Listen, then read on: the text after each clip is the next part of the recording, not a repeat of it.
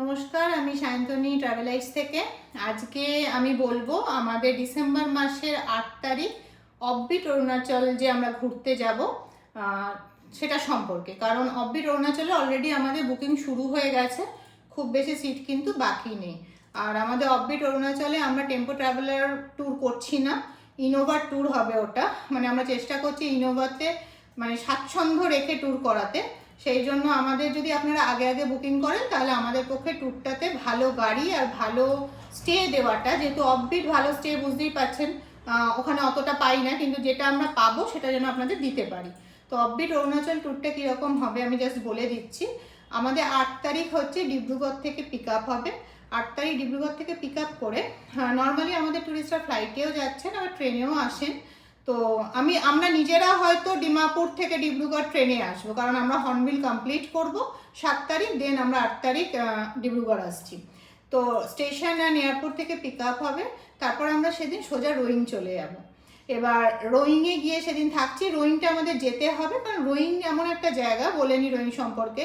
রোয়িংটা হচ্ছে lower Dibang valley, যেখানে ওখানটা হচ্ছে রোয়িং হচ্ছে এমন একটা জাংশন যেখান থেকে পুরো টি শেপে, বা আপনি যদি বলতে পারেন ওয়াই শেপ ভাবে এদিক ওদিকে, মানে একদিকে আনিনি, একদিকে মেচুকা, একদিকে নামসাই, এইভাবে পুরো রাস্তাগুলো গেছে, জাংশন পয়েন্ট ওটা।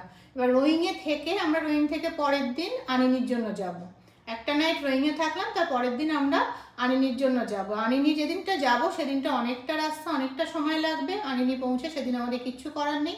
তারপরের দিন আমরা আনিনি সাইট সিন করবো, চিকু ক্যাম্প যাব, আদার্স যেগুলো জায়গা, যে ভিলেজগুলো যাওয়ার সেগুলো যাব।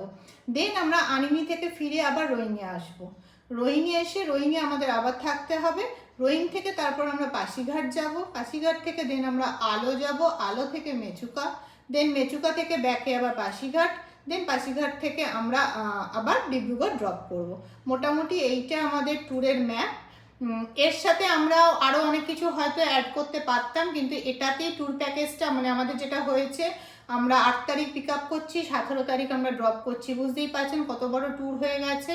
আর আমাদের যেহেতু ইনোভাতে আমরা ঠিক করেছি 4 জন কি ম্যাক্স 5 জনের বেশি রাখবো না, আমাদের সেজন্য মানে এদিকে আমাদের একটু স্বাচ্ছন্দ্যটা দেখতে হচ্ছে, যেহেতু রাস্তা আনিনির দিকে আর মেচুকার দিকে আমরা অলরেডি ঘুরে এসে দেখেছি যে ওদিকে রাস্তা অতটা কমফর্ট লেভেল অতটা নয়, তার জন্য গাড়িটাতেও স্বাচ্ছন্দ্য রাখতে হচ্ছে।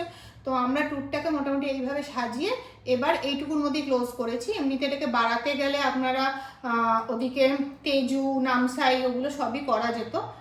ওই দিকটা আপাতত যে কোনো সময় আপনারা নিজেরাও গিয়ে ঘুরতে পারেন, ওদিকটা অতটা কিছু আমরা ইম্পর্টেন্স দিলাম না।